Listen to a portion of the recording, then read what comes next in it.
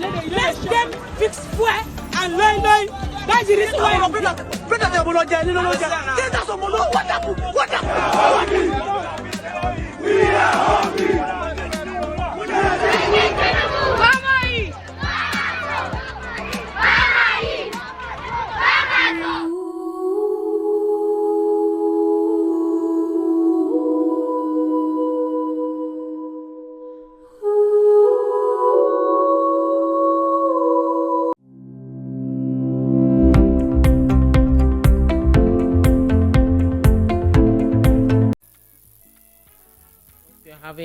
I hope you're having a very good morning so far. This is VOP 90.3 FM. How are you? I'm back for the second round of programming, and we're going to be taking a look first at your messages that I didn't finish taking the other time, and then we'll be joining Comrade Omoyele Sowore. He'll be our guest. I'll be looking at the protest, the planned protest, and everything surrounding it. And so I'll quickly take the pending messages. I promised I was going to do this, and here we go. All right, thank you very much. It's a lovely Friday. They told us that vote wisely, which we did. Tell me, is the result wise? They said, follow who know road. Please, are we in the right road? Finally, the campaign goes like this. If you know you have any secret in your wardrobe, join our party and you'll be covered. So what result do you expect past Pepe? They turned me to debtor. My name is Kashika Paul from Kirikiri Town. Thanks. Thank you for word balancing. One bad man may be another man's hero. Oh, thank you so much, Kashi Kapo. And we'll come off for that too by the grace of God. Amen. Good morning, my dear sister. My name is Olushesi Aderoju from Satellite Town. My contribution this morning is simply kudos to Chief Ikan with his submission this morning. None of the traditional leaders will say the truth to the president, not a balanced consultation. All right. Good morning, ladies. Here, I want to speak on the area of monarchs being used as political tools to destroy democracy. These people have not paid salary, or they paid the last one on the 19th of last month. Who be these people? You all got them? Why now? Nigerians are the easiest people to govern, and that is why the government is taking them for granted. If they have access to their farms and can travel through the length and breadth of this nation, they will not bother so much about bad governance. The use of traditional rulers to counter and subdue the protests is a misplaced project and will surely boomerang. I pity this government and APC because no one of them have solution to the issues at hand. Osadibe Waje from Shasha. Kenechukwu from Festa, good morning. So the military can be bold, threatening protesters, but cannot be bold to threaten bandits and Boko Haram? It's a shame on them. Kenechukwu from Festa. If you sow wind, you will reap whirlwind. Mr. President didn't beg for more time from Jonathan before he called for revolution. Good morning, Lady C. Nana from Okeafa. Government thugs that will be used to attack hungry and angry Nigerians might not escape the wrath of the people this time. So I advise them to steer clear from the protest. David from Ikpaja. You seem not to believe that there is a gang up against Indigbo in this country. I never said so. Every time you'll be asking for evidence, of course, as you don't know that they won't allow anyone to take pictures as you demanded. My brother, it's called undercover. I didn't tell you to carry camera, go stand for front. They take people picture. If they beat you now, you know, everything is done undercover. All those people who filmed Mama Shukudi and Papa Shukudi, they did it undercover. It's undercover. You do it undercover. With that, if you hold them for risks, nobody can deny. You better believe, I believe. Good morning to you. My name is David from Ikorodu. Illegal refinery in Niger Delta is not good. Government should not encourage it. It destroys farmland. It pollutes water and kills fishes. It is economic sabotage. The refined so-called machine is not standard. It can only refine one product and throw the rest in the water, which is very dangerous. For the good of the people, this sabotage should be stopped. David from Ikorodu, thank you. Good morning to you. I'm glad to join your platform. Thank you very much. We Nigerians are seriously suffering. A lot of us can't feed our families anymore due to wrong policies from the government. I have to beg a friend to help me with 500 naira to join buy Gary to feed my family. Even this morning, no hope of eating breakfast, talk of lunch. Thanks, Umukoro. Utogene. I'm so sorry. I'm so sorry, Mukoro. That's all I can say. Good morning, Lady C. On Chifiwanya's demise, may so rest in peace. Tinubu's administration became a curse to Nigerians since inception. The protest must go on. The DSS and the military warning Nigerians on protest is a big shame. They can't fight terrorists, but ordinary Nigerians. Our traditional rulers are great disappointments. Mayor Infester, thank you. Osita Chibuike, I got you. The major problem in Nigeria is the so-called elites who cannot look the president in the eyes and tell him the truth that all the things he has been doing since inception have not been working. They will go to Abuja and sing the president's song. The president has brought it to himself private jets, yachts, SUVs, new houses, etc. The reason our economy has been crippled. If military and security agents get information this fast, why has Boko Haram and terrorism remained here since 2009? If this protest failed to hold, I will know that Nigeria has been fully captured. The reason for the protest is hunger and nothing else. All these people talking about solve the problem of hunger in Nigeria. Ibim Pawao from Musida, Chibuike. Alright, President Tinubu is chasing shadows and the people are chasing the cloud. Tinubu should fight corruption and insecurity and let the people fight the system, electoral laws that brought them to power. Good morning, ladies. Say thank God it's Friday as they are preparing for protest, so they are planning for Uru Festival the same day. Now, wow, for Niger. Please let Mr. President kindly release Mazin Nnamdi Kanu undiluted bossman, Pepe Dem, Ladipo Market, Mushe. That's why you sent it from. Hello to you. You didn't put a name, you just put your message. All right, I think that is that. I'm done with the messages, but Akajaja, you're already here. On Dangote and NNPC issue, I can only use my Igbo adage that says, when tortoises are together in a business lie, lie is always on the run. Arrest my case. Sorry, I didn't get that, but Akajaja, I'm sure you got that. I already have my guest. He's already online. He's joining us from the US. And thank God for technology. He is here with me, and we will be talking. Joseph Olorenshaw is also here in the studio. Hi, Joseph. Good morning. Good morning, ladies. Good morning to you too. And I also have Sowore. Comrade is on the line. Hello, comrade. How are you? Good morning. Can you hear me loud and clear? I can hear you loud and clear. How are you doing? You good? Good morning. Good I'm morning. good. Thank you very much. Great. Yeah. So we just move on straight on and we'll just go straight to August 1. August 1 is the main reason for this discourse, and it's been the main talk all over town. And you've been one who's been talking about revolution now for as long as I can remember. You've been asking for a switch, a change in the way things are being done. Before we move on, for people who do not understand truly, what do you mean by revolution now? It is very direct and very succinct. And what I would say to people who are listening is that the way to break this down is that things no longer work for you and me in Nigeria. And there's no way things can work on their own, except there's a confrontation between good and bad, because the bad part of our country, its citizens, the worst amongst us, are taking over power, and they're using it to oppress, to enrich, and destroy our own destinies individually and collectively. What the revolution does, as it's always done in every society that's had a revolution, not us, is that it puts an end to this culture of impunity, of the oppressive system, of nepotism, tribalism, of high level, high handedness, corruption, and all forms of things that you see in society today that makes you feel like I have to run. I have to close my eyes. I can't stand this anymore. I've had enough. It's what we want to put a stop to at once, and then have a reset and fresh start.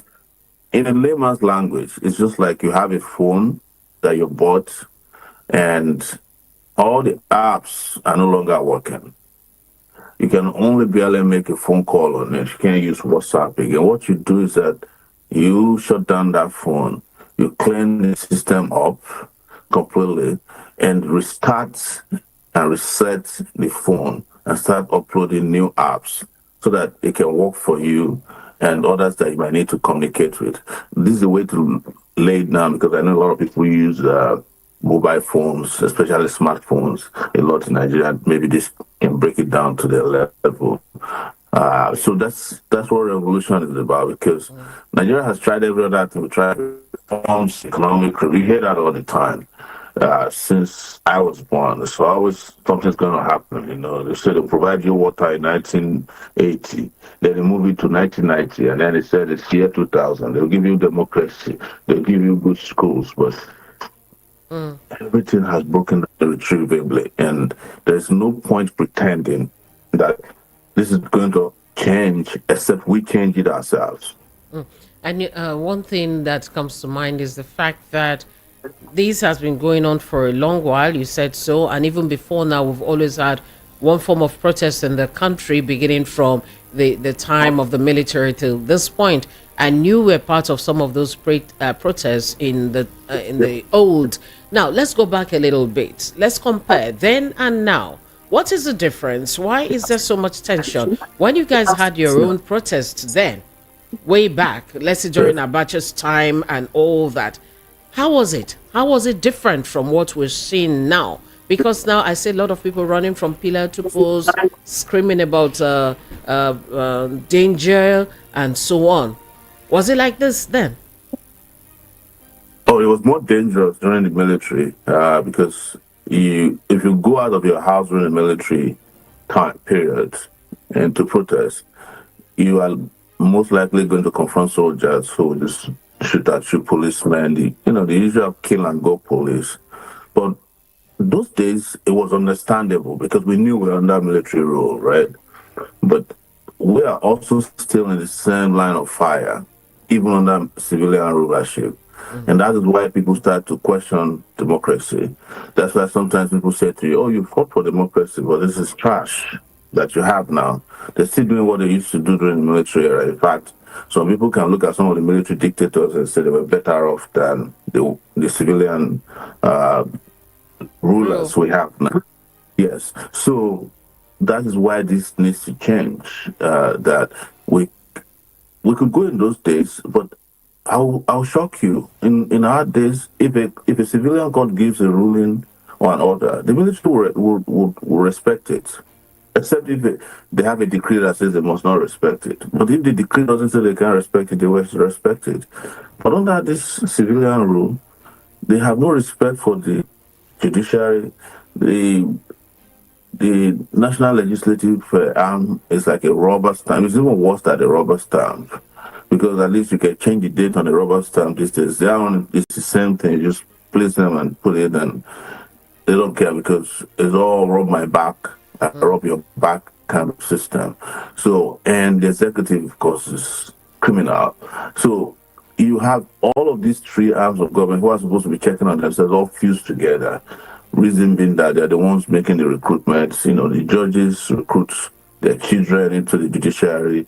The executive does the same. The legislative system are just a bunch of contractors in Abuja. They're not making laws. They're just running contracts. If you go to the National Assembly and you look at all the contracts that's coming out of there, all the ones that comes out. In fact, when they tell you they want to come and do oversight of the ministry, it's to come and bring the ministry to the office to be extorted or to be forced to give contracts to them and their wives. They do it openly. So we've reached a point that the US, for instance, was, in the early 1900s when the mafia was in charge of everything, including the police chief, the contracting system. At the point, the mafia was also in charge of the unions. I'm talking about the labor unions. And that's also where we are today. The mafia that's holding up Nigeria also in charge of the labor unions. Look at this period now. All Nigerians are saying, let's protest, let's fight hunger, let's end bad governance. What is the Nigeria Labour Congress doing? They are issuing motivational speeches every day. We are not the one who called the strike. Oh, please don't tell us to call it off. You understand? Even Nigerians are asking for them to be paid 250,000 naira as minimum wage. They went and accepted 70,000. They were doing bosa for the president. Money that cannot even take you home from where you had the meeting with the president. You know, money that can buy you a recharge card for some of them in one day. Money that can buy a bag of rice. Money that can buy medicine for somebody who has malaria or typhoid, as it's normally called. Money that cannot transport a soldier who's at the war front in Maiduguri back to his village, even if he gets a pass. Money that cannot pay the school fees of a child who's going to any school for that matter, whether it's state, federal, or local. You know, a money that just can't enable you do anything. They're all Right. there shouting Bosa, Bosa for the Comrade, president. Over 70 times, yes. comrade, I want to find out directly from you now. You've been talking about revolution now for a while, as I mentioned, and recently, when this whole August protest came up, the cry from some of the, I'll call them spokesperson for the presidency, said that the people who are behind this are people who lost elections, they are disgruntled, and fingers were pointed at one in particular, Peter Obi, and a lot of people were like, this man has never mentioned anything. The person who talks more about this is Sowore. Why are you calling Peter Obi? When you heard that, how did you feel when you heard the allegation of these are the people responsible, disgruntled people, and so on? You see, you must understand the psychology of power. If they look at society and they see dissent, they see resistance, and they see that there's mobilization going on in society, they will look for the weakest link to break the resistance. They understand that Peter Obi doesn't like problems. So, in mentioning his name, they know he will deny it. And he will start helping them to demobilize his followers, who are likely young Nigerians who are restless. That's why they mentioned his name. If they mention my name, Thunder will just fire them immediately. You understand? So, because we'll be raining bricks on them. They know that. They understand who I am. They understand. Bayo Ononuga used to be a journalist. He understand. He used to cover my activities at the University of Lagos in the 90s. He knows the way I think. And that's what I was saying on the show the other day. I'm surprised that Peter Obi is going to court to sue him. If they say you're organizing a protest, it's not a good thing for the people. Why would you say it's defamatory? There's nothing defamatory in doing a good thing. But they know him. They know Peter Obi would just be packing aside. Please, I don't want problem more. That's why they are calling Peter Obi now. If you look at their release yesterday again, they've changed that. They have now claimed that the planners are faceless, even Yes. though we are showing our face on it. That's what Bayo Ononuga wrote yesterday on Twitter, that the planners are faceless. The DSS is saying that, well, they know the planners, but they didn't mention anybody's names because they know who we are. That if you mention our names, you are only pouring petrol inside an already raging fire. So that is what they are doing is what they call psyops, psychological operations. So, when you pick on the weakest part of somebody's, sensitivity, and then use it to demobilize him or destabilize the person or a group of people. That's what they do. So it didn't start with Bayo Ononuga. It started with one commissioner of police in Zamfara who said that people who are planning protests are terrorists, bandits, and unemployed Nigerians. Do you know how we responded? How did Nigeria come about terrorists and bandits and unemployment? Is it not three people? So deal with it. And that one ran away. So they've gone full circle, right? And And the next full circle that they've gone through, to if you say so, is the fact that they're saying that most of those who are behind this facelessly, in quote, are in the diaspora using artificial settings to chat, to talk with people, and just spurring people on back home. But they are in the diaspora, and true to form, you're in the diaspora. look, all these things are rubbish. They don't want to deal with what is coming. and they have also seen it. Because I'm speaking with you, a lot of them have moved their families abroad. The senators and the House of Rep members are taking a 7 weeks break. I think in Bayelsa, all the judges are gone on vacation automatically. Everybody's going on vacation. Even in Lagos, where they said they wanted to have Oro Festival, all of them are saying no, they don't want to do Oro Festival anymore. Because you know that joke, it's not a joke, there was a musician in Lagos, I think it's Obesere. He had a popular song that says, Egungun be careful, na Nice express where we dey should they go. go? So they know that you don't have enough masquerades or Egungun in Lagos to stop what is coming.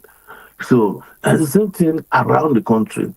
It's the same thing in the north, it's the same thing in the south, it's the same thing in north central, northwest, northeast, southeast, and the southern part of Nigeria, southwest. They've used everything. They've used religion. They're not used religion a lot this time because they have exhausted religion. They've already put on Nigeria a Muslim ticket. So nobody's going to say, well, it is because we don't have a Christian. Nigerians said, okay, you have a Muslim, so you can't use religion anymore. But they have paid off pastors, paid off imams in the north. It hasn't worked. They are now using ethnicity. Oh, it's the Igbos who want to come and burn down Lagos. As if there are no Igbos in Lagos who are paying taxes.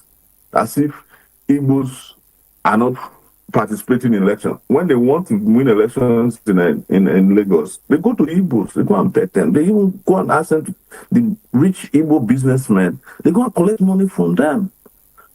Are you getting my point? When they look for people who are sharp, who can do administrative work, they go and recruit an Igbo man. There was an Igbo commissioner in Lagos who later became the minister of budget. I think it was the person in visual budget planning, Abuja, somewhere. So when they're looking for sharp people, they don't have problem with Igbo. But when there's protests, because Nigeria has an Igbo problem, which is that, it's the easiest way to demobilize or mobilize people is like, it's Igbo now. They want to come and collect your house. They want to come and collect your money. You understand? They will use all of that. And it's unbelievable because we are supposed to be one united country. But when people rise up to say we need food, you are saying it's because they're Igbo. I've never seen a market where food is cheaper for Igbos in Nigeria than it is for Yorubas. The Yorubas who were celebrating a Milokon when Tinubu was coming, they are now shouting a Bilokon, which is meaning it is time for hunger. And all of them are asking to be given a freshness of life. So, but it has become propaganda. Now they've shifted to the diaspora. How is diaspora the people who are in the north? The people who are most active on these end governance protests are based in the north.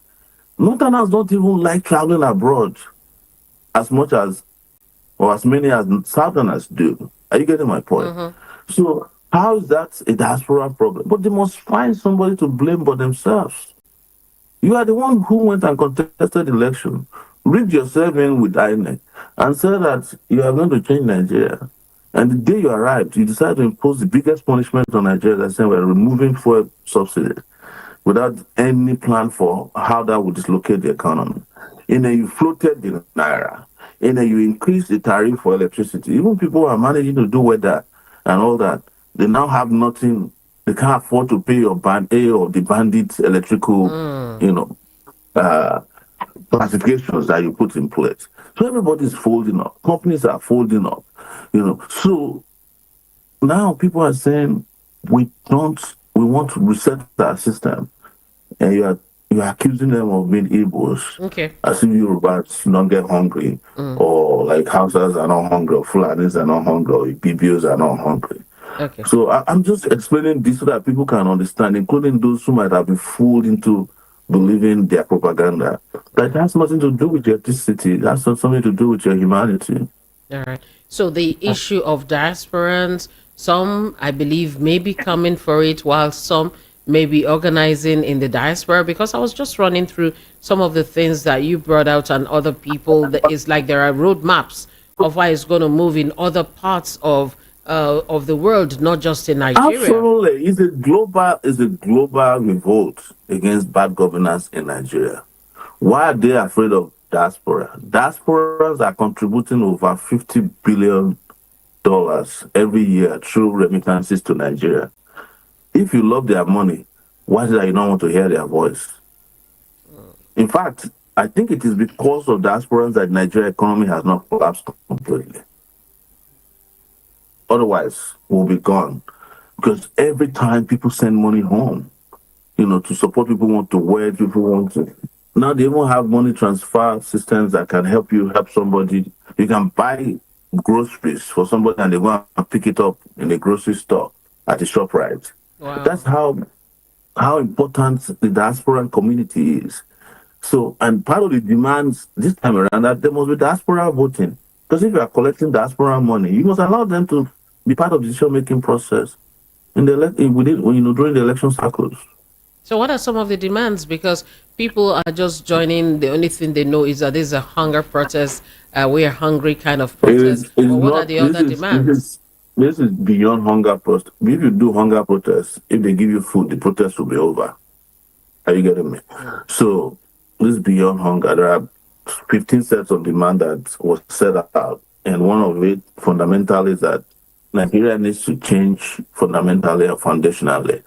We want to scrap the 1999 constitution and allow people to make a constitution that will take care of all their concerns and needs and aspirations, including a referendum if you want to leave Nigeria. It should be part of our constitution. It should be part of our constitution that we don't want certain laws that are archaic and unacceptable to us. It should be part of the constitution that Nigeria is a secular society, that you don't have to sponsor people to go to Hajj or Israel.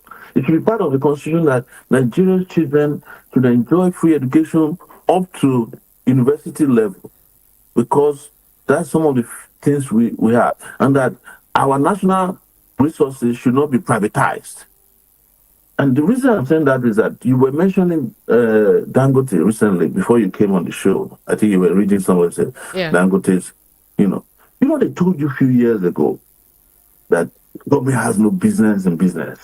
exactly. So they started selling every NEPA, the cement company. By the way, it wasn't not Boko cement that Dangote first bought. Most of the companies he has are bought from the Nigerian government. They sold it. They sold all the power stations to all these individuals. Sold all But the you know what they government do? houses to Yes, individuals. yes, government houses. But they turned around and started using government as a collateral to take loans, to get letters of credit. Dangote became an activist because government is no longer available for that cheap business that he does. He has waivers. You understand? Dangote, who told you years ago that we need to sell all our refineries, saying he wants to sell his refinery back to the government. So finally, government has business in business, right? Mm. So we're going to collect back everything that belongs to the nation. Let the nation run its own enterprises, and then appoint people there. There's no reason why Nigeria should be helping Ethiopia Airways, British Airways, Lufthansa, Emirates to be making profit when we could have where we could have kept Nigeria Airways, and by now it would have over 5,000 planes. Mm. Joseph has a question. Joseph? Yes. Go Joseph? ahead. Sowore, the traditional ruler and the cleric are begging the faceless or diaspora or whatever, the organizer, that they should give the president a time, because the president is making effort to address some of this issue. Assuming you are in the seat of president, you are in the position of president, what are the measures you would have been using when you are confronted with this kind of situation? If I was president of Nigeria at this point,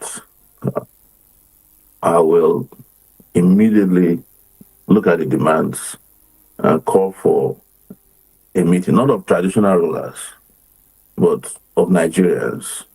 I'll be on Twitter Spaces, I'll be on Facebook Live. I will ask everybody to be collecting opinions, and I'll be holding meetings with everybody that is necessary. I will even attend the protest myself to address the protest, to ask, what do you want? And we'll start working right there to solve the problems. But the biggest problem Nigeria has is that Nigeria keeps doing things the old way, the wrong way, and expecting a different result. This traditional ruler, this is what they do. You remember under the military, they will go to Abuja, they will give them money. They will come out and address the press conference that they have seen a hole inside Abuja. That the moment they saw the hole, they discovered where the problem of Nigeria was coming from. At the time under Abacha, they will say, we have seen the video that Abacha was. They are convinced that they should arrest Obasanjo and arrest for coup plotting. So that's what traditional rulers do. They were the same people who sold blacks into slavery. There's a chief Moby Dick in Badagry. It's still being celebrated today. Who was the middleman for selling slaves? You understand? These are traditional rulers. So the traditional rulers have always been part of the problem. And with due respect, this is the reason why I don't go to palaces anymore. In my last campaign, I didn't enter a palace. I cannot see myself prostrating for people who are my problems. And generally, I don't see why in 20 whatever, another man must be happy for another man to prostrate for him to be able to communicate or appreciate the person. But don't forget that this same traditional ruler who will have to come and prostrate, at night they will carry the same crown and go to the government house and kneel down for the governor to get contracts. And by Nigerian law, most people don't know this, local government chairmen are more powerful than traditional rulers. In fact, most traditional rulers are paid through a 5% fund allocated to local government that's paid. That's how they get paid. So they have already reduced them to nothing. So anytime anybody can summon a traditional ruler in Nigeria to say, come and see me, some of them will forget their shoe. They will just rush because they are lackeys of the government. Lackeys. And that's why they are very easy to summon. And I've seen that with due respect to, I know people will come at me and say, you are forgetting your tradition. Tradition is not static. It has to be dynamic and progressive. So if your tradition is still behaving like the slave trade era, change it. You understand? Get some modern traditional rulers who can stand on their own, can stand for you. Otherwise, just change the palaces to museums. Change the palaces to museums, Sowore has said. Yes. Let's go back to Ojota, when they had the rally against Jonathan. The president, aside that particular one, said that all the times he had protests, he did them peacefully. He just protested peacefully. And people are saying that you were able to protest peacefully because nobody sponsored anybody to attack you. Right? So he's calling that you guys, you have to do it peacefully if you must do it. So let's go back to those days. Why were they peaceful then? Like the Ojota one against Jonathan, there was no problem. There was never a time protests were peaceful in Nigeria. It's always the government that comes and introduces violence in protests. And the Tinubu regime is well known for it. They don't only introduce violence in protests, they also introduce it in elections. So, but let me also shock you that the same people who are telling that they were doing peaceful protests were together during the I wasn't in their group, but we were generally together under the same umbrella during the pro-democracy period because they were abroad, we were at home. Joseph knows this very well. Were they not the one who were operating Radio Kudirat, an illegal radio station? It was operated by Payemi, who has been two-time governor of Ekiti State and minister. So don't let them lie to you that they have always been peaceful. Running a pirate radio station, is that something that sounds peaceful to you?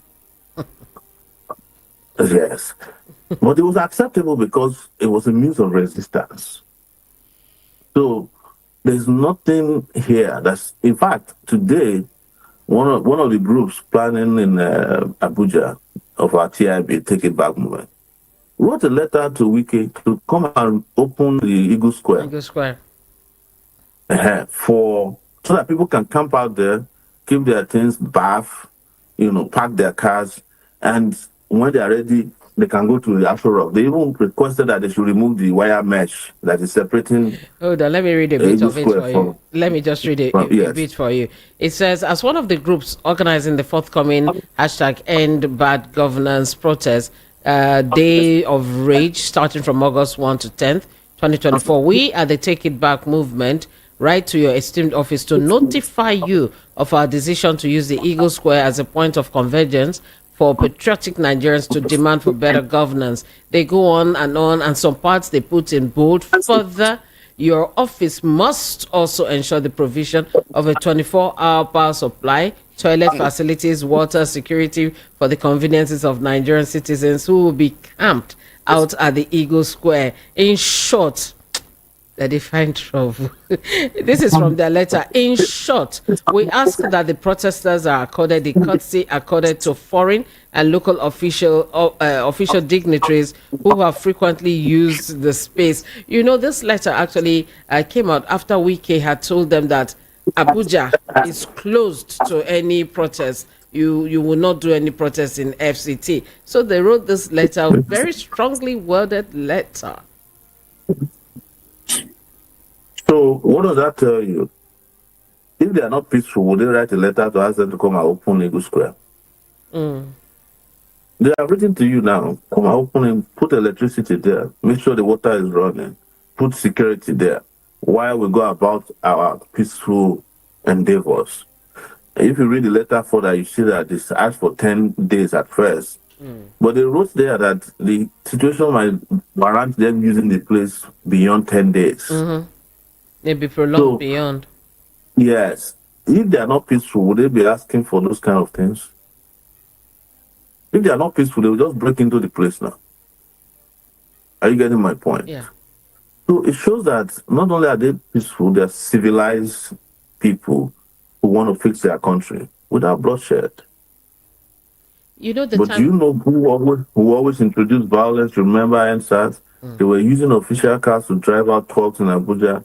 DSS driving and dropping trucks to attack people. These were captured on tape. They did the same thing in Lagos. They were using Lagos buses. Lagos owns public transportation buses to transport, trucks. You remember that iconic picture of the guy holding machete? Yes. Who has never been questioned or arrested till today. And he's still in Lagos there. And when they didn't succeed in doing that, they sent soldiers there to go attack and kill innocent protesters who were waving the Nigerian flag and singing the national anthem. So you tell me who is peaceful now and who is not. This NSAS has become like a benchmark for the protests because they say, see what happened during NSAS, and they say you guys are shadowing what happened in Kenya, and how did that in Kenya go? It's still ongoing, and it's not looking like anything that will end peacefully because people also have died there while doing that. So these have been some of the foundations on which they fear for the breakdown.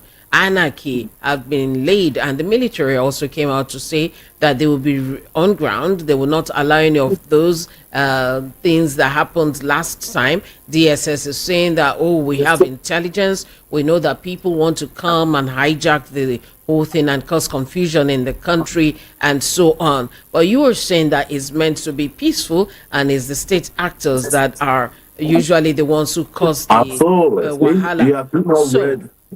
Have you not read tweets by there's a guy who's a spokesperson to the president who wrote a tweet that a silent majority is organizing to attack peaceful protesters. He works directly with the president. It's on Twitter. This has been going viral for days. And I want to address the military. The military ought to have understood by now that the power of the people is bigger than those of the people in power. Because the military once confronted the people of Nigeria and lost. That's why they are no longer in power today. So I don't know where they are getting the audacity from to tell people that they don't have a right to challenge their oppressors, when they themselves are oppressed. Maybe not the top hierarchy, but if you know and hear from what is happening from the rank and file of the military, the police, and all the security agents, I don't think these people know what is coming at them. I don't think they understand. I don't think the intelligence they need should be those collected to stop Boko Haram and bandits and kidnappers. The muscle the military needs to be showed against Boko Haram. But here they are. They want to come and show power to the people, against the people who pay their salaries. But let me just make it clear to them that the Nigerian security architecture, all of them who are armed, both the ones that their guns are working and the ones that their guns are jammed, they are not more than 1 million. And here we have 200 million people.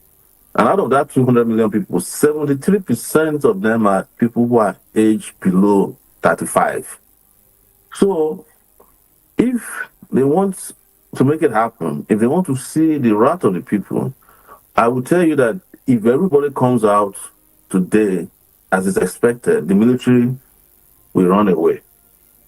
But I hope they don't provoke the Nigerian people to that point where they themselves have to either join or run, because we want them to respect themselves enough so that they can continue the process of keeping peace and protecting the public, including the protesters.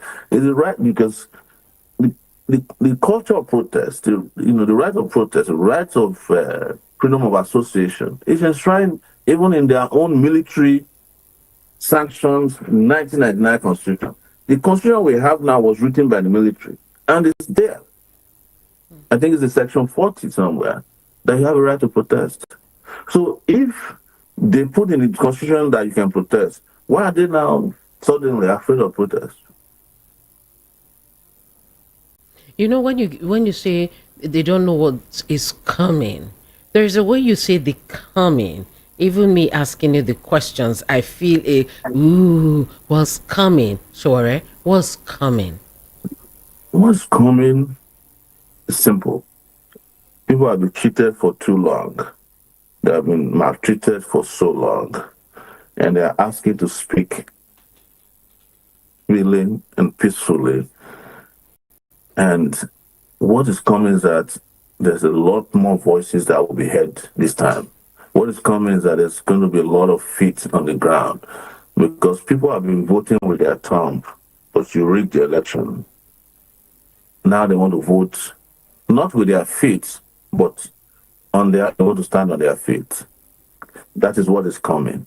And I know, as a student leader who has led a lot of mass revolts across Nigeria, and who has seen so many of them and studied it across the world, I know that this is likely to be massive. It's likely to be massive. Yes. Because the level of hunger that is driving this is unprecedented. Let me say something before you jump in. Every revolution in the world has happened, always have started as, the problem of so-called disgruntled people.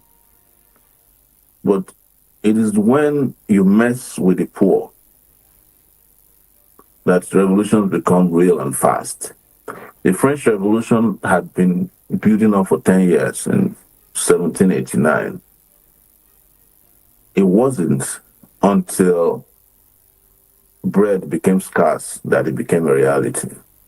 And the French ruling class at that time were called Bourbons, like our political elites now. They did not recover from that revolution to today. They haven't. And this happened in 1789. Do you know how many centuries we've had since then? 1789, 1889, 1989, and still the Bourbons have not recovered. Because you know what is driving all this? Will kill you, will finish you. It's greed. It's because a few people collect what belongs to everybody. Somebody will work for 35 years. You don't give them their pension, including policemen. An average ASP that retired from the Nigerian police is only paid 1.6 million naira gratuity after 35 years. But the senator in Nigeria receives now 25 million naira per month. Look at that inequality. So some people are collecting maximum wage and some are confined to minimum wage. How's that not going to make it heavy? So where is the poor person in all of these? Because you know that when there is a protest, and if it does break down, because the way the people seem to be talking now, that's one other major fear. The one for Kenya, for instance, they kept showing us the major ones out on the road. There was a clip I watched once that it now spread into the inner cities and people were looting and so on. I know that can happen. That could happen. How do we try to ensure that we do not let that happen? Because during the end SARS, at the end of the day, the ordinary person who were fighting for too became a victim. How are we going to So try to you ensure that? must understand, please, as you are in the media, and you must continue to properly situate the narrative of NSAS. NSAS started as a peaceful movement. It was when government started bossing thugs to attack NSAS protesters that the thugs, some of them, when they were pushed back, started looting. It wasn't the NSAS. In fact, the people that were at NSAS at Lekki Tollgate are some of the people you can refer to as some of the middle class kids, those artists, musicians, movie stars. What are they going to do with a bag of rice from ShopRite or tin tomatoes? What? Are you getting my point? It was the government's thugs. They were the people who looted during NSAS were the people who they were using during election, who they used against NSAS protesters at the initial stage. Let me jump They in were the people again. who against. Let me jump in, Yes, please. yes. Yes, what you're saying, we know that. Where I was going to wasn't to say maybe those who were those who took part in the end SARS, because one way or the other we were supported from this corner and the other. I wasn't very active in the media at that point, so because I had taken a step back, so I was able to really participate the way I could participate. What I was going to was the fact that even with this one that we now call state sponsored, which we all saw, right? There was now this breakdown that now affected a lot of people. So I was going to this direction. How can we help to ensure that even if this, No. That's no, why I hold said on, hold on, hold on, Yes. just get me. How Okay. can we protect ourselves so that even if these people do try to do that same thing they did then, the ordinary people would not bear the brunt of this miscreant too much? That's where I'm going to. I'm not saying whether the protesters or not. How can we do that? Force the hand maybe of the government to ensure. Look, Go ahead. there were no NSAS, and this is why history is important, and it's contemporary. This one is verifiable. NSAS had specific locations where people camped out. In Lagos, they camped out in front of the Lagos government house, Alausa Ikeja. They would sleep and wake up there. There were police beside them. Then on the island, there was NSAS in The toll gate. the area called Lekki Tollgate. Yeah. Lekki Tollgate is surrounded by some of the most luxurious hotels, including Tinubu's hotel. It's right there. You know, the headquarters of Access Bank is there, right? And several banks and companies and concerns. What I'm saying is that if people decide to camp out somewhere, even people who are living in the surrounding areas were taking food to them True. to eat. True. I think so. So they'll take food to them. They will, they will on Fridays, like a day like this, they will take turns for the Muslims to pray. On Sundays, they'll take turns for the Christians to worship. Does that look like a bunch of talks to you? So the Nigeria police army had the rest of Lagos to protect. It was open land. I was in Abuja. It was the same thing in Abuja. People were camped out in front of the police headquarters and then Unity Fountain.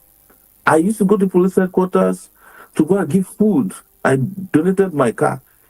Nobody even tried to uproot the flowers in front of the police headquarters. So the rest of Abuja was there to be policed. There's nobody who said police should not protect Lagos or the army if the person doing it was not at the designated areas by the protesters. These areas were designated for God's sake.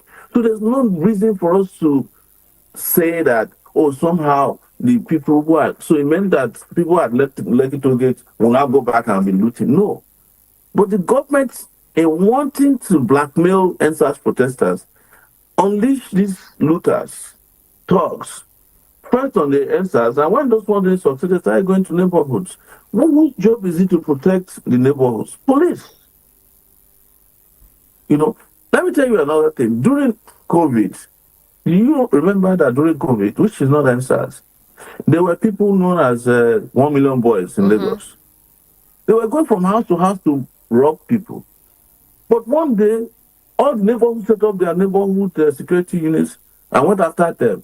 Do you hear about 1 million boys in Lagos anymore? Because the people were tired of them. And in those cases, I think the people took laws into their hands and fought back. So the NSAS protesters also have security committees. If you stole a phone, and go ask anybody who was part of that protest, if you stole a phone within the grounds of NSAS and they catch you, they will hand you over to the police because there were policemen there until they went rogue on the NSAS protesters. So don't let us confuse these facts and start falling for the narrative of, oh, it's going to be hijacked. I've been hearing protests being hijacked forever. Since I started protesting in 1989, 1992. It's the same excuse government gives. Oh, we can't let you protest because it's going to be hijacked. Who's hijacking a protest if it's not the government? It's the government that's always hijacked protests and turned it bloody and violent. So Yes. we can use this to look at what's going on now is more like fear mongering, because this morning I was wondering that there is so much It is fear fear mongering. mongering. They are look at the whole announcement that they are going to start doing Oro Festival all over Lagos for 15 days. What do you think that is about? It's to provoke the public, to create fear and panic. What's the meaning of Oro Festival? In the first place, Oro Festival is a family affair or a community affair. Even Oro starts at night and ends in the morning because it's the reason why men in their chauvinistic way don't allow women to see Oro because they are naked. Right? So now you want to put a curfew on the whole of Lagos to do Oro Festival. What are you trying to do? You want violence. They are provoking people to violence. So that when people go out to protest peacefully, some people will come out in the name of Oro Festival and attack you and claim that you are violating their tradition. And the government can say, well, we respect cultural tradition. Why don't you respect it too? Why did you go out? Does that make sense? Yes. And how many people are practitioners of Oro Festival? Not a lot that I know of. So if on that day now the protesters decide to wear masquerade costume and come out and fight, you will say that this is violence. But you are the one who set the stage for it. That's why I keep asking the media to place the blame where it is placed. So how do we now hold these people accountable? The people who seem to be spreading this fear, people who seem to be, pouring in quote fuel in a fire that doesn't even exist. Because the thing is, people say we're coming out for. That is responsible for it. So how do we hold them accountable? For it because they are running away from their shadows. They are running away from. They have conned people into during the election, rigged the election. and made false promises. Now, even the people who were foolish enough to vote for them are now saying they're hungry, find us food. Instead of them to look back at them and say, how do we resolve this problem? How, can we talk? They're saying we want to do oral. Even the people who are going to do oral in Lagos, are they not going to need food when it's over? Joseph? Yes. Are they not going to need jobs? All the people that are doing oral, they have to work now. Oral is not full-time job. Egungun is not full-time job. All those guys that are carrying Egungun, when they are done, they have to go and look for, some of them are welder, carpenters, some of them are graduates. They have to go and work now. Some of them have 9 to 5 jobs. There's hardly All a those people rich carry. man. There's hardly a rich man who is the Egugu. Hardly ever a rich man. And do you know who Egungun is? Have you ever seen an Egungun before? How would you know? But there is a proverb. There is a proverb that when the Egugu start misbehaving, you will call the name of the person carrying it. Joseph, behave yourself. I know, so now you did it. Stop that. That's it. It is the Atokun that calls the name of the Egungun. Only Joseph will know the person who's inside the Egungun. The outsiders will don't know the Egungun now. So you know me, I carry Egungun go court before now in Abuja. You carry Probably me alone know the Egungun where I carry go court. You like trouble, Jesus. I carry Egungun go court for Abuja before now. So nobody can use the Google to deceive us. I get my own personal Google for Abuja when I was there for 5 years. Two things.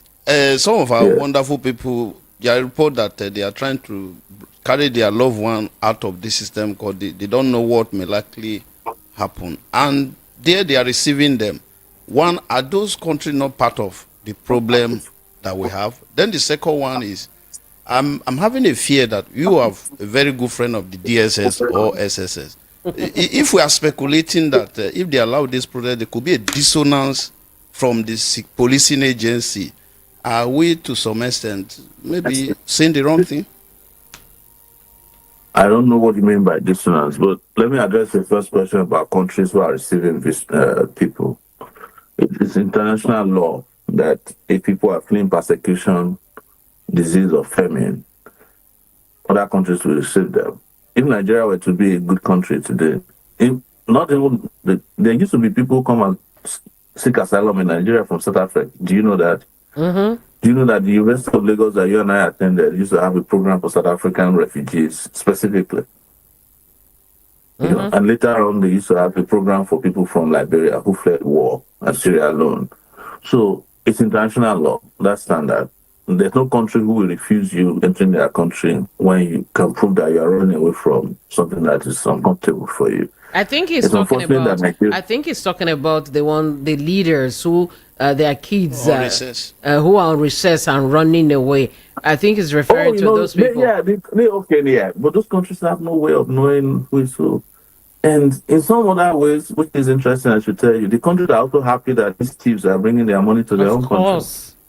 Yes, they're happy. The UK, do you know how much UK makes from Nigerian students every year? Even Ghana there.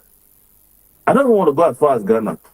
Let's talk about Benin Republic. Do you know how many students of Nigerian descent are going to study? People studying English in Nigeria, they are run to Benin to go and study French to obtain a degree because Nigerian schools are not good.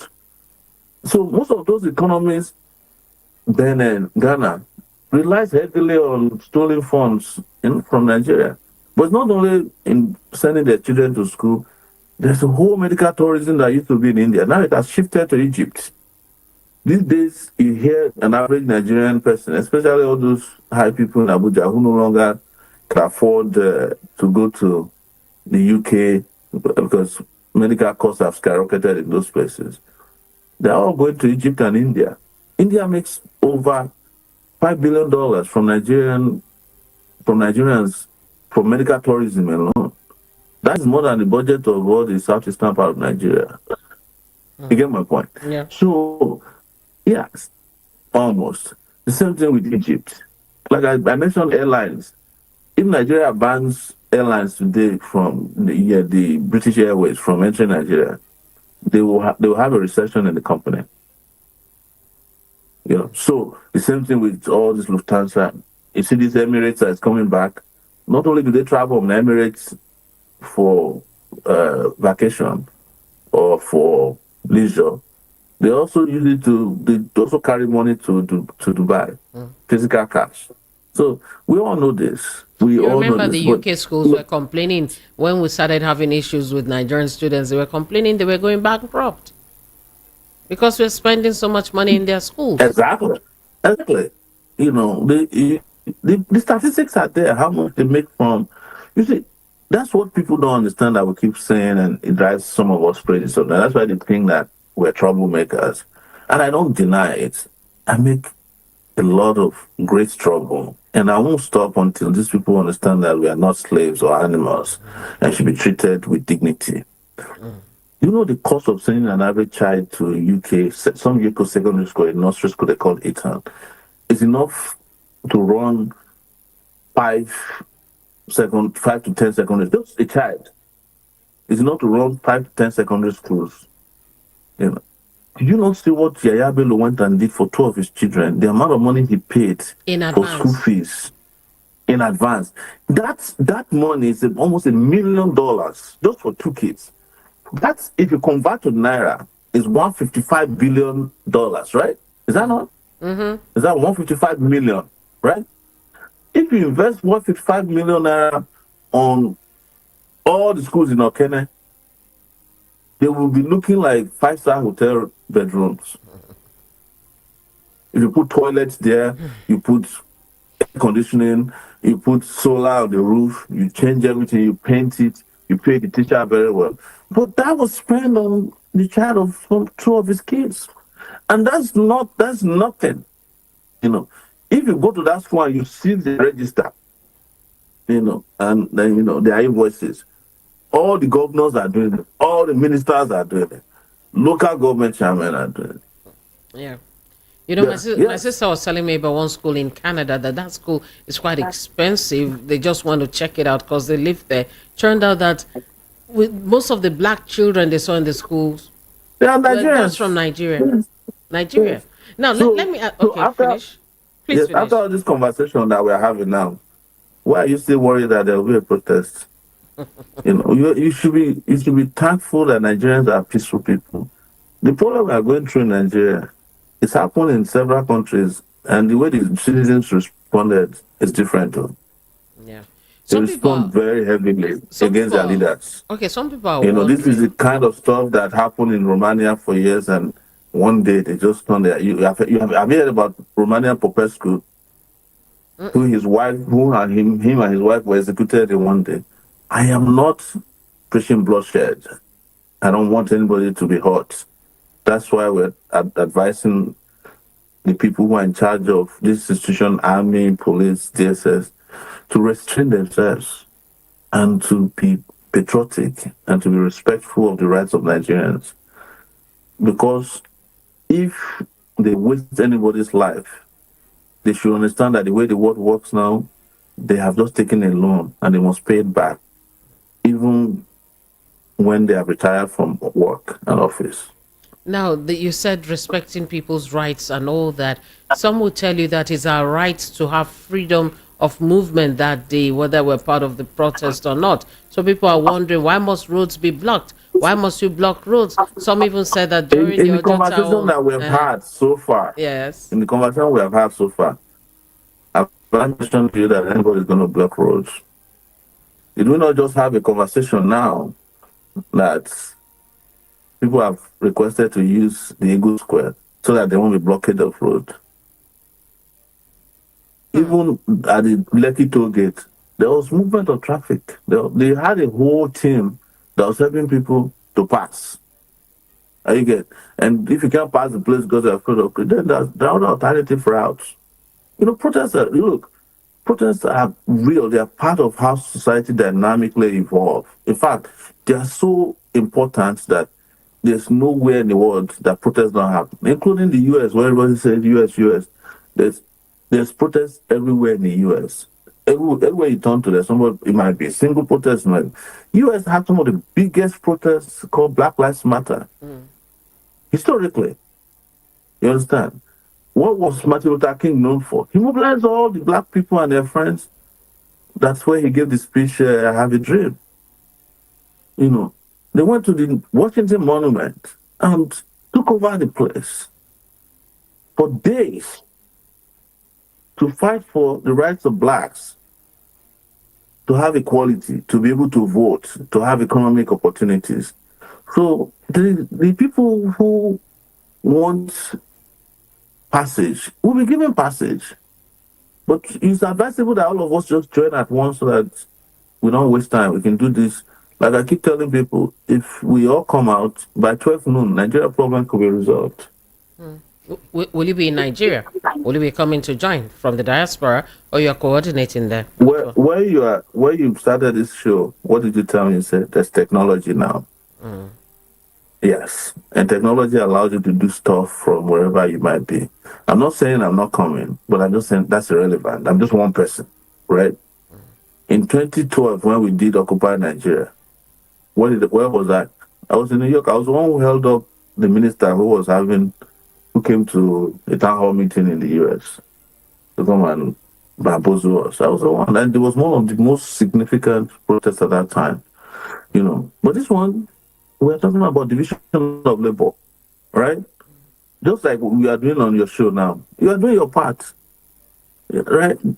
Some people are going to print leaflets, some people are going to distribute it. All of us on the day will go and protest. And it's global. I've said it, this is a global protest. So some people are going to fight online, some people are going to fight offline, some people are going to fight virtually, some people are going to fight in between. I don't want to go in the spiritual realm because then you start bringing religion into it. And I don't want to hear religion in this matter because prayer is part of the thing that put us where we are now. So you ran through a list, even though we didn't go through the list completely. The list is out there. At what point will we stop? Because they may not respond to everything. They may respond to everything. If they respond to good enough, okay, this session has timed out. We're hoping that he can log in back. He will log in shortly. While we're waiting, 0700 903 903 903. We'll take a couple of calls. Hello, how are you?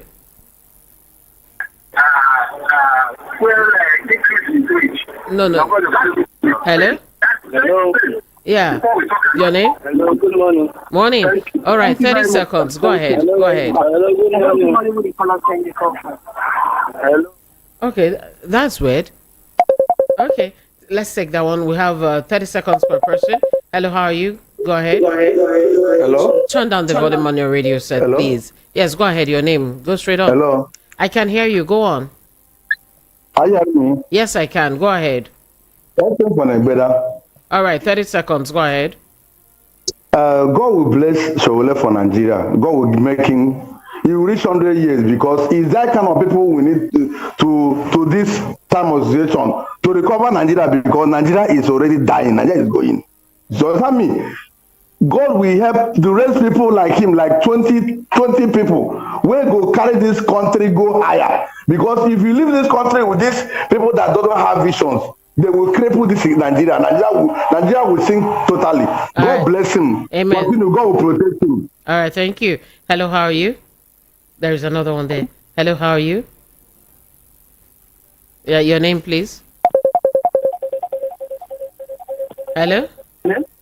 Can you tell us your name? Hurry up. Good morning, Madam Cordelia. Morning, what's your name? Yeah, this is Ifan calling from my papa. 30 seconds, go ahead, welcome. God bless you for giving us this platform, program, and also Mr. Sowore for telling us what we want to hear and what is happening to Nigerians. God will keep him, God will bless him, God will increase him. And all the people that are part and parcel of this protest that is coming forth, that we can be able to stand and take back our country. Suffering is becoming unbearable to humanity in Nigerians. All right, thank you. Sorry. Okay. All right, thank you very much. Thank you very much. I have a lot of messages on YouTube. You can read off the messages there on YouTube. Some are here on WhatsApp. And you're saying, may God bless VOP for this. Hello, how are you? May we know your name? Yeah, hello. Good morning. My name is Ugochukwu. from South Africa. Ugochukwu from South Africa. Welcome. 30 seconds. Go ahead. Yeah, my sister, God will bless Sowore for us. Amen. Because what he's doing, we were in diaspora here, we are in South Africa. Like, protest it's not a crime, you know. It's something that everybody it's your right to do protest, you know, because what is happening in Nigeria is not it's not nice. Okay. Yeah. All right. 30 seconds. Thank you. Yeah. Thank you. Thank you. Have a beautiful day. Hello. Okay, we'll take just this one before we move over to Sowore. He's already on the line with us. Hello, how are you? Hello, how are you? Turn down the volume on the radio set. Yeah, good afternoon. Tell me your name. Where are you calling from? Yeah, no, I'm calling from Joe from Bariga anyway. All right, Joe, you got 30 seconds. You know, when this problem, I identified it during Buhari's regime, the stealing of our money. The money was wasting, stealing. All the whole people employed was stealing our money like hell. No, like Nigeria no go remain. So I was shouting in all radio stations. And then we come to this regime again. Something is happening. It really shocked me. Okay. And they say the president is the best politician. He knows what he's a very good politician. All right, and sir. then it surprises me so much. It surprises me so much what is going on. We'll go ahead with the protest. I'm 64 today. Ooh. 64. I'll come out. So this is your birthday? I'll come out. No, January. Okay, you are 64 years old? Yeah, past January. Yes, I'm 64 years old. And you're coming out? We never saw it. Yes, I'm coming out. We never saw it like this before. That time you were working with this radio station. Metro. Market Street, right? Yeah, Metro FM, yes. Thank you, sir. Okay, Thank you. bye-bye. Bye-bye, sir. Thank you. Well, Sowore, welcome back. You just heard the person say there that he's 64 years old and he will be coming out for the protest. 64 years. Yes. You know, let me wish him a happy birthday in advance because I think Christmas is going to come. In January. I think Christmas is going to come early this year if we do it right. Yeah. So I wish him well. And I appreciate his comment. So it's true. A lot of Nigerians have never had this bad. And one thing that's so annoying to me is when you hear these people in power say to you from time to time, oh, it's the last regime. You know, they used to blame the last political party. Jonathan, now, PDP. As if APC is too, you know. Now they are blaming the last regime as the problem, the cause of their problem. Who was the last regime? Is it not them? Were they not the ones who were the ministers of the last regime? Was it not Fashola, former governor of Lagos, that was in charge of works? It was not Aregbe, former governor of Osun, that was in charge of internal affairs. You know, so what is all this nonsense about? Oh, so they're blaming someone else. And when they have nobody to blame, they start blaming us, the victims. We are the victims of bad governance. You can't turn around and be blaming us. It's just like that popular saying that you can't beat a child and say the child should not cry. Yes, that's what these people are saying. They are beating us black and blue, and they're insisting that we must not cry. You know, and before, I used to appeal to the police, you understand? But there's no need to be appealing to police anymore. Let them come and do their worst too. But if Nigeria is better, you know, it is all of us. There's no reason to even say, oh, we want police to be paid separate salary. We have pampered our police too much. That's why they always feel like whenever there's protest, they should come and shoot at us. You know, but if in my lifetime, Cordelia, just listen to this. Okay. Each time students protested, we get nothing from the government. It's always the workers who get their salaries increased. During Babangida's era, they would send buses to workers. It was one of the protests that students did that led the NLC to start the transportation business that they have now, that makes a lot of them billionaires in the NLC leadership. Anytime we do protests, police get salary increase in Nigeria. But it's the same police that will be first to get to you, Mopo. Beats, you know, they beat me in this country, man, that Nigeria. They've broken my nose, I have wounds all over my body from police beating. This Nigeria police. But I will never stop advocating for them. But this time around, we are not advocating specially for anybody. It's for everybody. Okay, I asked the question. And you know why? Okay. I see a lot of police guys I used to see in the 90s who used to beat us up. If you see them, you pity them. Retired now. They're retired and tired and ragged. You'll be wondering, God, what were you doing that time that you were beating us up? But their standard answer now, I was only listening to others. No. Yes, they will say they are listening to others. Time is fast running away with us. So the thing I was asking before the session tripped off, I was asking, you have about 15 things lined up, requests and all that. At what point will we stop? Do you think the protest will stop if they get up to 7, or if they must it be the 15? No, we have been very generous with the requests. We're supposed to have 64 requests, 1 per year since independence. 64. That's what we're supposed. Yes, that's what we're supposed to have. But we're supposed to have 1 per year since Nigeria had independence in 1960. But we decided to cut it to 15. So, and the 15. The preamble is clear, non-negotiable. Before we start discussing the rest of 15 minus 64, we have to, first and foremost, these are conditions that must be met first. So we're not getting to 7 and then, say, oh no, we're tired. That's why people are requesting to camp out. This protest, as it's been planned, is supposed to be the longest planned protest in Nigeria's history. Normally we do protests for 2-3 days, but this one, the starting date is August 1st. Nobody knows when it will end or how it will end. Hopefully, is there a map? It will end well. Is there a map for Lagos, for instance? What is the map like? Where is the site? Is there? Lagos is going to be more than one. There's the Ikorodu, there's a Pe, there's Lekki Ajah axis, there's a Ikeja Ojota.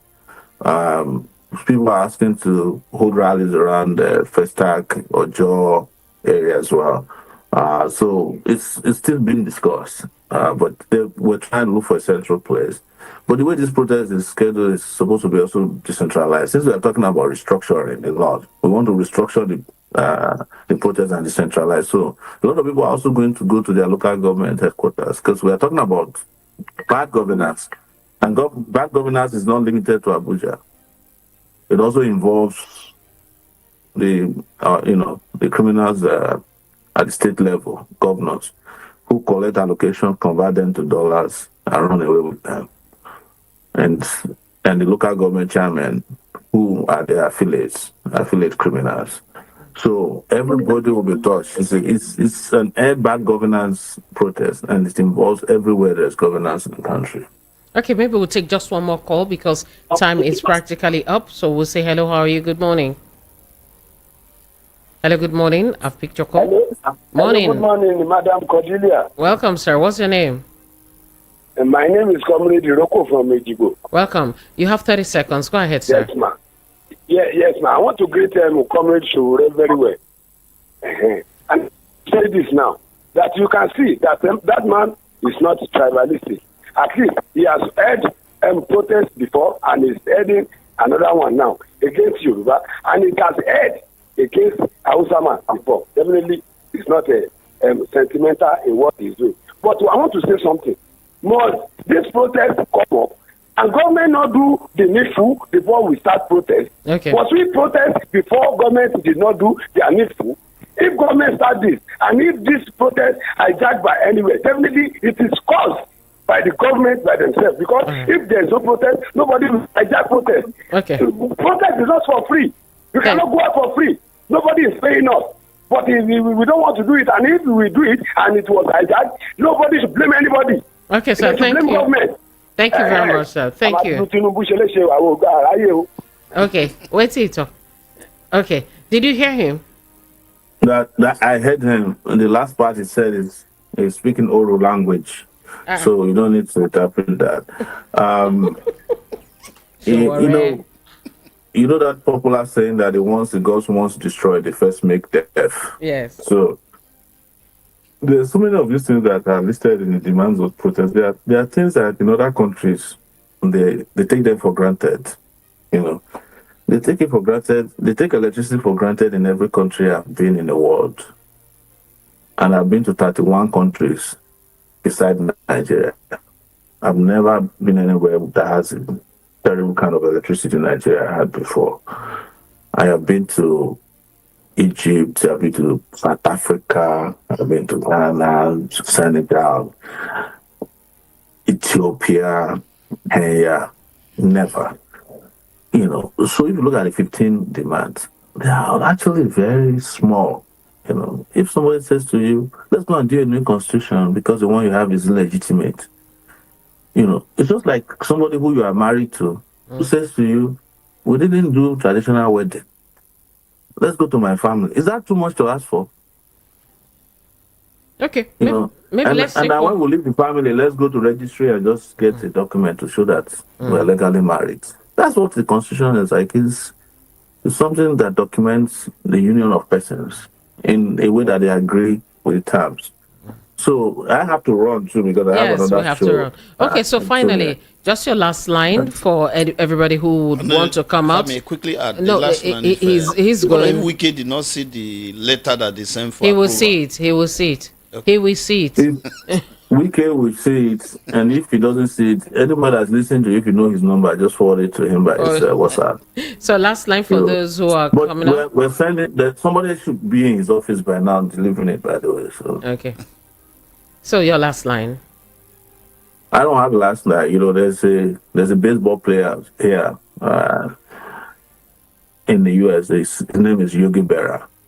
It's, you know, and his last line is always, it's not over until it's finally over. That's my last line. Okay, thank you very much, Sowore. Thank you for your time, and we pray for the best to come out of this, and let there be peace at the end of it all. Have a very beautiful day, and let there be justice too. Yes, Thank you. peace and justice. You take care now. Bye bye. Nigeria, they use computer. The leaders of Nigeria, they use radio where they turn the knob.